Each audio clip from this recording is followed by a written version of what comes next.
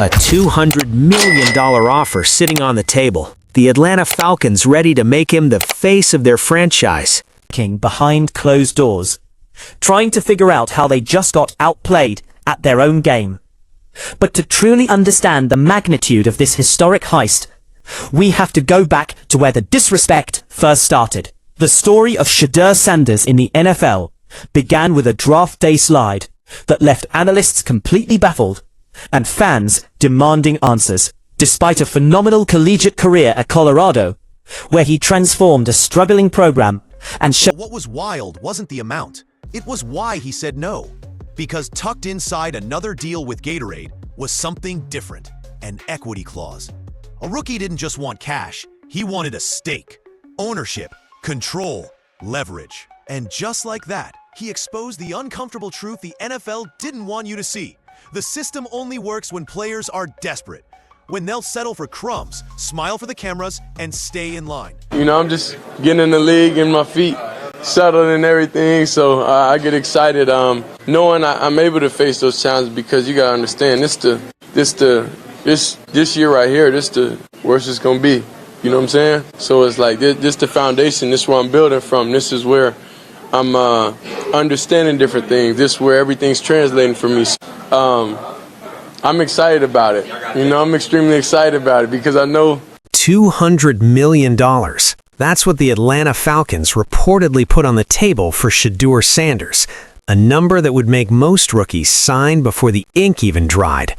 But Shedeur Sanders is not most rookies, because according to sources close to the situation, Shedeur looked at that offer, looked at the name attached to the coaching staff, and said, "Not until Kevin Stefanski is gone."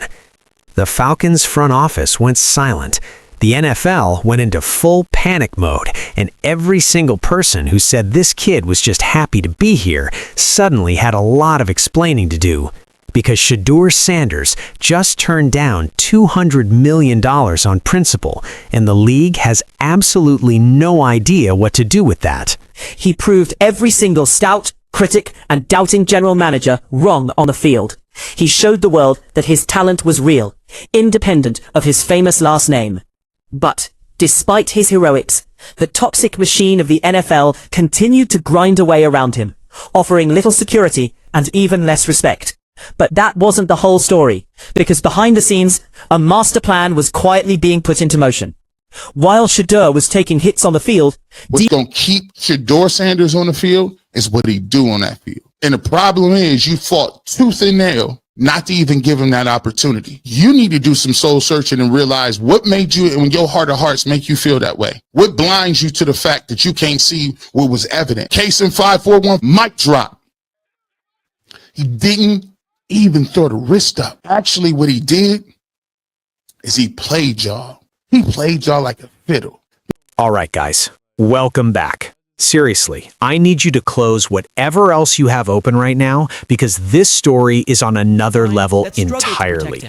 We have covered a lot of Shedeur Sanders situations on this channel. The draft drama, the locker room tensions, the coaching staff standoffs. But what I'm about to walk you through today makes all of that look like a warm-up act, because this is the moment where Shedeur Sanders stopped being a storyline and started being a movement. So let me build this out properly for you, because the headline alone, as wild as it is, doesn't even scratch the surface of what's actually happening here. There are layers to this, and every single layer is more jaw-dropping than the one before it. Let's go back to the beginning of this whole situation. The Atlanta Falcons have been in quarterback purgatory for a while now. They made moves, they spent resources, they shuffled the deck multiple times trying to find their guy at the most important position in professional football. And when Shedeur Sanders started putting together the kind of tape that made coaches and scouts lean forward in their chairs, when the back half of last season showed flashes of a legitimate franchise quarterback operating at an elite level, Atlanta made their move. And they went big, $200 million big. Now, in NFL terms, that number is not just an offer. That is a statement. That is an organization planting a flag and saying, "We believe in you. We are building around you. You are our guy." Teams do not throw numbers like that at players they are not absolutely certain about. That kind of contract offer takes board meetings, ownership sign-off, salary cap gymnastics, and a unified front office vision. The Falcons did all of that work. They put together a package that should have been impossible to walk away from, and Shedeur Sanders walked away from it. Not because of the money, not because of the city, not because of the roster around him or the fan base or the market size or any of the usual reasons a player hesitates on a deal like this. Because of one name, Kevin Stefanski. He's not moving like a rookie. He's moving like a boardroom disruptor in shoulder pads. He didn't see a $2 million check and think, I made it. He saw a limit, a ceiling, and decided that wasn't his reality. Because Shedeur's not chasing the bag anymore. He's building the bank, and the banks are starting to panic. He's not just stacking highlight reels. He's stacking strategies, equity, brand control, personal real estate in every deal. Now here's where I need you to really pay attention, because this is the part that separates people who understand football from people who are just reacting to the headline. Kevin Stefanski has a reputation in NFL coaching circles, and that reputation, depending on who you talk to, is either that of a disciplined, system-oriented offensive mind or a coordinator-style thinker who struggles to develop quarterbacks the way a true franchise builder needs to.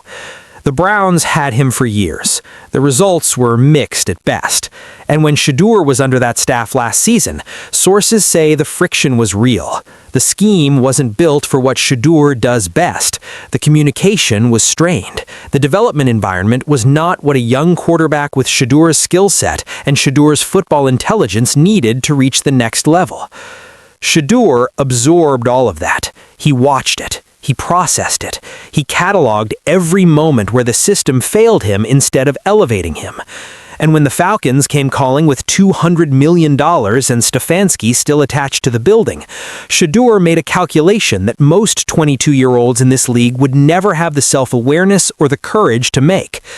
He decided that the wrong environment with $200 million was worth less than the right environment with whatever comes next. Think about how much clarity that takes.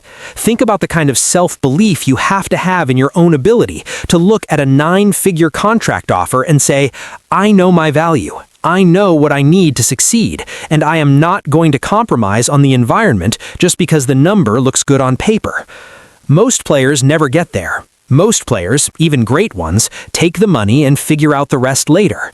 Shedeur Sanders looked at $200 million and decided his future was worth more than that check. And here's the part that nobody is saying out loud, but everybody in league circles is thinking right now.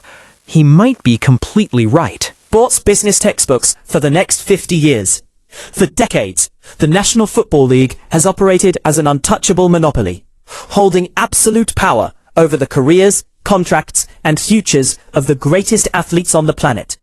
But one family just completely shattered that illusion of control. Shedeur Sanders has officially walked away from the NFL, signing a jaw-dropping, fully guaranteed $200 million contract. Because here is what the history of this league tells us about great quarterbacks trapped in wrong systems. It doesn't matter how talented you are. It doesn't matter how high your football IQ is. It doesn't matter how much film you study or how many extra hours you put in. If the offensive philosophy around you is not designed to maximize what you do best, you are going to struggle. And when you struggle, the narrative doesn't say the system failed the quarterback. The narrative says the quarterback failed the system. Shedeur has watched that movie play out for other players. He is not interested in starring in it himself. But wait, because here is where this story takes a turn that I genuinely did not see coming when I first started digging into this. The Falcons did not walk away after Shedeur's initial pushback. They went back to the table. They came back with conversations about restructuring the coaching staff, about adjustments to the offensive philosophy, about giving Shedeur a voice in the system design. They were not ready to let this go, because you don't put together a $200 million offer and just fold the first time the player pushes back. Atlanta wanted Shedeur Sanders badly enough to start having conversations they probably never expected to have. And Shedeur's camp listened. They engaged, they were professional about every single interaction, but the core demand stayed the same throughout every conversation. The ask was not about money, it was not about guaranteed snaps or guaranteed starts or any of the usual contract mechanics. It was about one specific condition. Kevin Stefanski's role in that organization needed to change before Shedeur Sanders would put pen to paper on anything.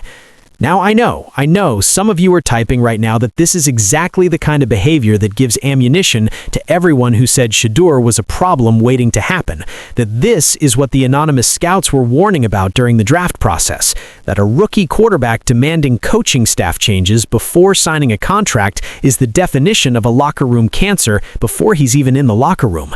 And look, I'm going to give that argument a fair hearing, because intellectually I understand why it sounds that way on the surface. But here's what flips the script completely for me, and I want you to sit with this for a second before you decide where you land on it. But then, Shedeur Sanders walked in, and in less than a paragraph, he tore that entire manual to shreds. He turned down $2 million before even throwing an NFL pass. Not because he's arrogant, not because he doesn't need the money, but because he refused to play by 50-year-old rules designed to keep young players in check. That wasn't bold, that was strategic disruption. And the reaction? Every single organization in the NFL, every single one, makes roster and staff decisions based on what they believe gives them the best chance to win.